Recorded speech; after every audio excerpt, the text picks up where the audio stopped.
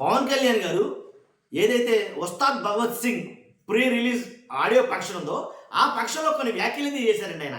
చాలా అంటే ఆ సంచలనమైన వ్యాఖ్యలు అయితే కనుక చేస్తారని చెప్పాలి. ఏంటి ఆ వ్యాఖ్యలు అంటే కనుక, ఒకవేళ ఇప్పుడు రాజకీయాల్లో ఉండే వాళ్ళు చాలామంది కూడా మా రాజకీయ ప్రత్యర్థులందరూ కూడా వ్యాపారాలు ఉన్నాయి, కాంట్రాక్టులు ఉన్నాయి, ఏంటి రకరకాలుగా చాలా అవిగేషన్స్ అయితే ఉన్నాయి.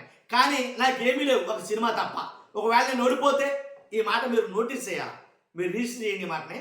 ఒకవేళ నేను ఓడిపోతే ఆయన మనసులోని మాటలు కొన్ని అంటే అర్థాన్ని ఇచ్చేగా వచ్చాయి. అందుగురించే నేను మాట్లాడుతున్నా. నేను ఓడిపోతే నాకు ఏం కావాలి? నాకు ఫ్యాక్టరీలు లేవు, కాంట్రాక్టులు లేవు, ఏమీ లేవు. నాకు ఉన్నదల్లా సినిమాలే. దాన్ని నేను వదిలేస్తే ఎలా? అర్థమైంది ఆయన మాట్లాడినమాట. కాబట్టి అంటే అందు గురించి నేను సినిమాలు తీస్తాను.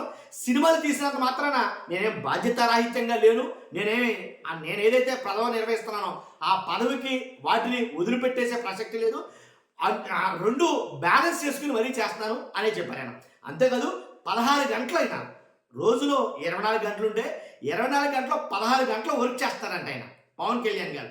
మరి 16 గంటల్లో సినిమాకి ఎన్ని గంటలు కేటాయించారు అని అంటే కనుక 3 గంటలు అంతా కేటాయించారు అన్నారు. అంటే నిజంగా 16 గంటలు కేటాయిస్తే క్యాబినెట్ మీటింగ్ కూడా దూరంగా ఉండాల్సిన పరిస్థితులు ఎందుకు వచ్చాయి అని వైఎస్ఆర్సీపీలో చాలామంది మాట్లాడుతున్నారు. అంటే క్యాబినెట్ మీటింగ్లకు హాజరవటం లేదు, చాలా ముఖ్యమైన సమావేశాలకు హాజరవటం లేదు, పార్టీ కార్యక్రమాలకు హాజరవటం లేదు, అలాగే సొంత పార్టీ కార్యక్రమాలు కూడా పెద్దగా ఏం చేస్తున్న పాపాలు లేదు. కానీ ఇలాంటప్పుడు మరి ఏంటి పరిస్థితి? దేనికి ఎక్కువ సమయం కేటాయిస్తున్నాడు? 16 గంటలు, 24 గంటలు 16 గంటలు తీసేస్తారని ఇంకా ఆల్మోస్ట్ 8 గంటలు ఆయన చెప్పింది. కాబట్టి దాంట్లో మరలా సినిమాలకు వచ్చి మళ్ళీ కొంత టైం కేటాయించడం, ఆయన పడుకులు ఎప్పుడు లేచేటప్పుడు నాకు అర్థం కాదు. కాబట్టి పవన్ కళ్యాణ్ గారు మాట్లాడిన మాటలు చూస్తే నేను ఓడిపోతే అన్నట్టు, అంటే నేను ఓడిపోతానని ఏమైనా సంకేతాలు ఏమైనా వచ్చాయా? అసలు నిజంగా నన్ను అడిగితే కనుక ఉప ముఖ్యమంత్రి బాధ్యత ఉన్నటువంటి అలాంటి పదవుల్లో ఉన్న వ్యక్తులు ఓటమి అనే మాట వాళ్ళ నోటంటే రానవరు. ఎందుకంటే వాళ్ళు ఓడిపోరు.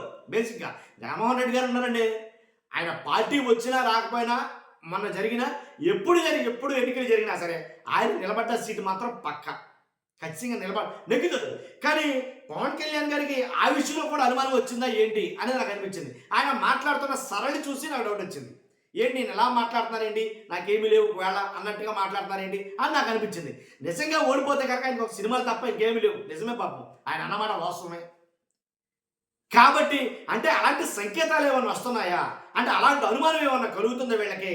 కూటమి పార్టీలో చాలామంది నేతలు కూడా జగన్మోహన్ రెడ్డి గారు మాట్లాడిన తర్వాత, ప్రెస్ మీట్ పెట్టి మాట్లాడిన తర్వాత అసలు ఎవరు ఎందుకని కౌంటర్గా కూడా మాట్లాడటంలా, జగన్మోహన్ రెడ్డి గారిని కూడా విమర్శించటంలా, వీళ్ళందరికీ ఏదైనా ఒక రకమైనటువంటి భయం ఏమైనా స్టార్ట్ అయిందా? చంద్రబాబు నాయుడు గారు చెప్పారు చాలాసార్లు, ఎందుకని మీరు మాట్లాడటం లేదు, ఎందుకని మీరు విమర్శించడం లేదు అని. ఎన్నిసార్లు తిట్టినా ఎన్నిసార్లు మాట్లాడినా సరే ఎందుకని బయటకు వచ్చి మాట్లాడటం లేదు?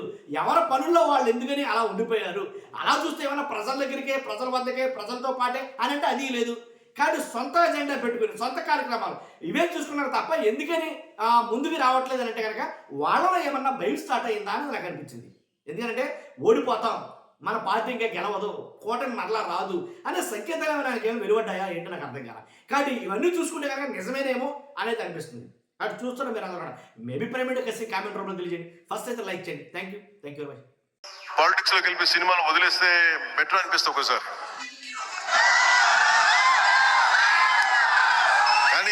కానీ ఏమనిపిస్తుంది అంటే దానికి రీజన్ ఏంటంటే, కనీసం నన్ను చాలామంది మాట్లాడుతూ ఉంటారు.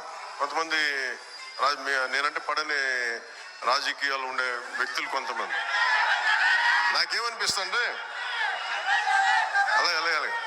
అంటే నాకేమనిపిస్తుందంటే రాజకీయాలు ఉండే వాళ్ళందరికీ కాంట్రాక్టులు చూసుకుంటారు, వాళ్ళందరికీ వ్యాపారాలు ఉన్నాయి. నాకు సినిమా ఉంది, కాకపోతే నేను కూర్చోబెట్టి మొత్తం పనులు అన్నీ వదిలేసి, బాధ్యతలు వదిలేసి నేను సినిమాలు చేయట్లా. కనీసం ప్రతి మనిషికి 8 hours డ్యూటీ చేయాలి. అది కనీసం బేసిక్ రూల్, అది 8 hours. అలాంటిది నేను 16 గంటలు పనిచేస్తాను, 14 గంటలు పనిచేస్తాను. ఒక 3-4 గంటలు ఇలాంటి